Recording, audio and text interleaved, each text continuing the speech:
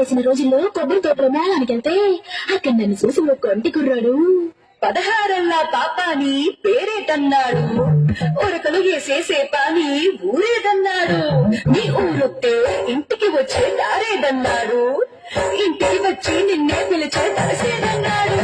నా పేరు పారిచాక మా ఊరు పెద్దాపురం, మెరకేది కరండి పేరు సాగన్నా వరస పేరు. నా పేరు పారిచాక మా ఊరు పెద్దాపురం, మెరకేది కరండి పేరు సాగన్నా వరస పేరు.